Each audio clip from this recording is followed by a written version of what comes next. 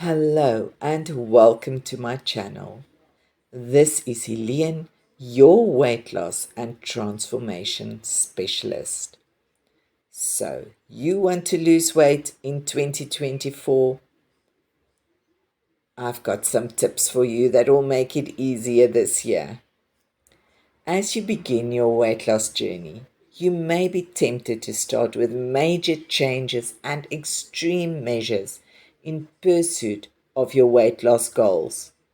However, as unsexy as it may sound, losing weight is a marathon, not a sprint. If you follow a drastic fad diet or try to go from sedentary to working out for hours every day, you'll probably burn out before you have a chance to see that results.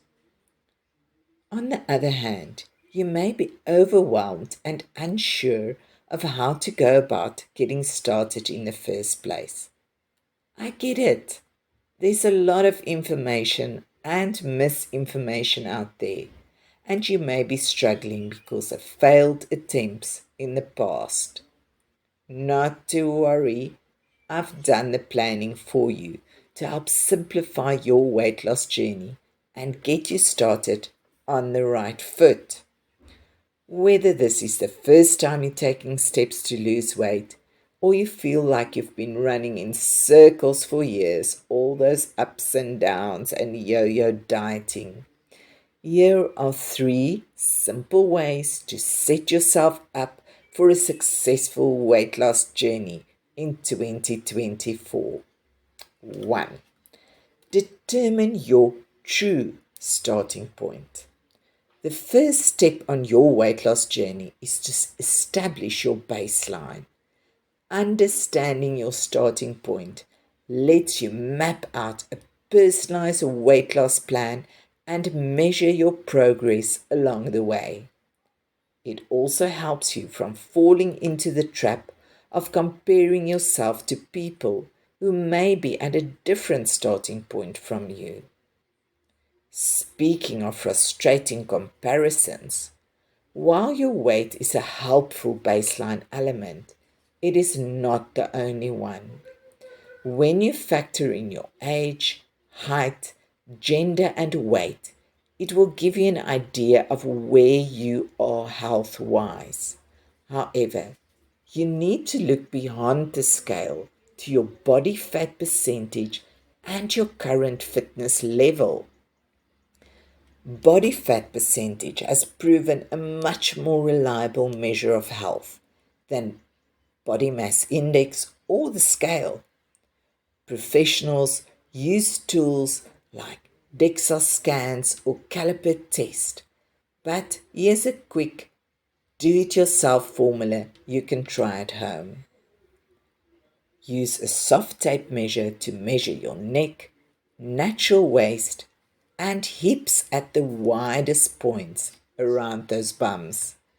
Then add your waist plus hip measurements and subtract the neck measurement. Compare the resulting number and your height to benchmark on a body fat chart to determine your estimate percentage. Or you can just take one of the many nutritional or fat loss calculators online and just quickly put in your age, your gender, your measurements, and your weight and height, and they will spit it out and you will know exactly where you are. Assessing your starting fitness level is another aspect of establishing your baseline. You can start out by determining your resting heart rate, or the number of times your heart beats each minute while at rest. That's when you haven't moved at all, when you're just lying there and relaxing on bed. Find your pulse at your wrist and count the number of pulses you feel in 15 seconds. Multiply that number by 4 and you have your resting heart rate. For adults, the average is 60 to 100 beats per minute.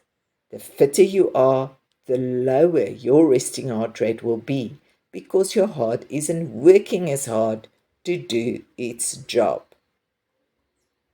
Another way to assess your current fitness level, and I really recommend doing this as a starting point to see where you start, is to find out the maximum number of push ups, sit ups, squats, and pull ups you can do consecutively without stopping.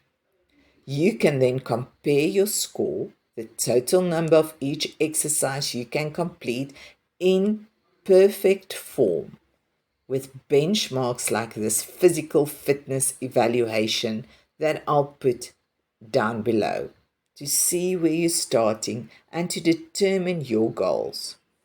For example, a woman of average fitness in her 30s can complete 16 consecutive push ups, 34 sit ups, 18 squats, and may or may not be able to do a single pull up.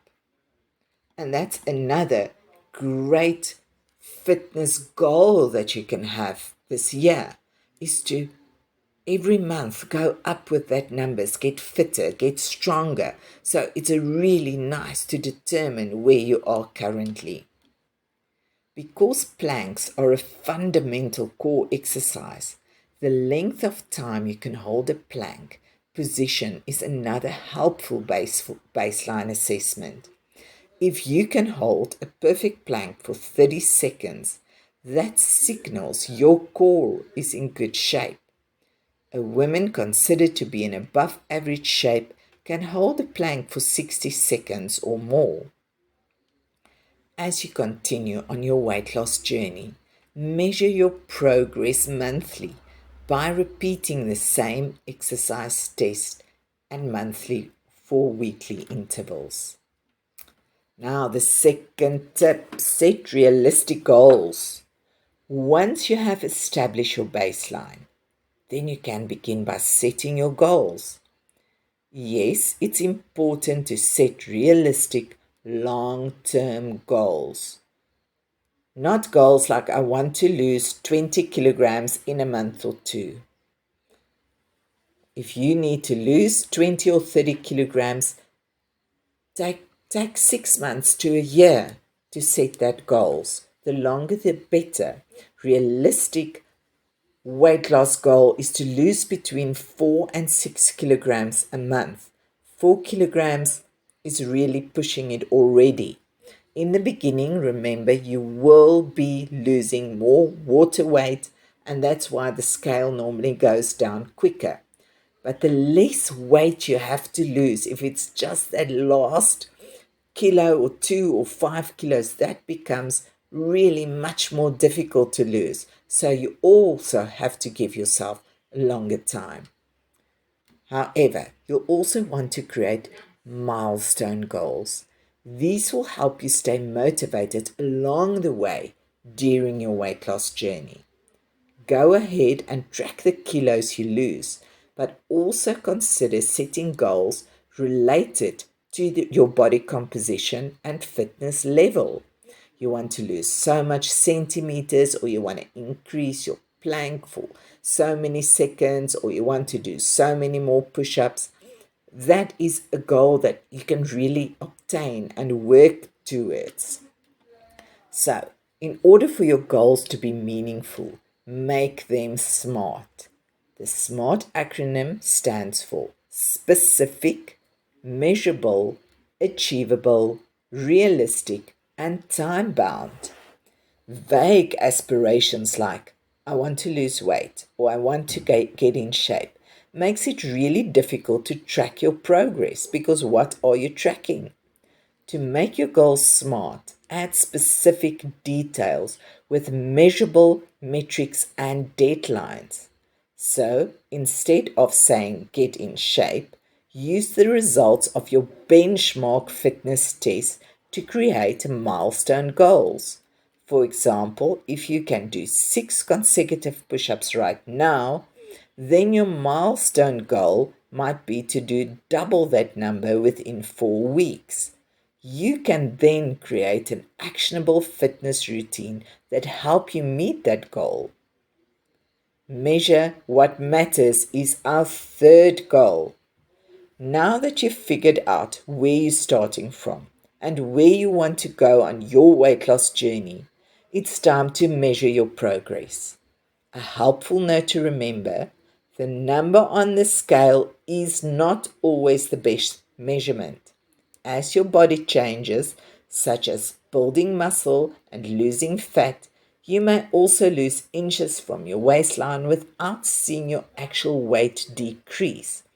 That's because tracking weight alone is not the best indicator of how your health is improving. During your weight loss journey, track the metrics that matter: the centimeters lost, the actual fat percentage lost, how your clothes are fitting, and gains in your fitness level. Seeing the tangible ways you're getting stronger can be motivating as well as enlightening. Those improvements in strength and endurance are helpful indicators of not only the progress you make, but also the new things you're now capable of. Establishing baselines, realistic goals, and meaningful measurements of success will be your key, especially if you're struggling with taking steps towards losing weight before. Combining these elements with a great nutritional plan that is sustainable and high protein, great exercise regimen that you can keep to, and a strong support or accountability system will make it so much easier to create a step-by-step plan towards your weight loss goals in 2024. So in the comments below, please tell me, what is your goals this year? How much weight do you want to lose? How do you want to increase your fitness, and how do you want to get healthier? Let me know. And if you have any questions, please put them down below and I will take time to answer them. And last and not least, please subscribe, hit that button, like and subscribe, so that I can give you a lot more great advice on losing weight and becoming the best version of yourself in 2024. Thanks for joining me. This is Eliane, your weight loss and transformation coach.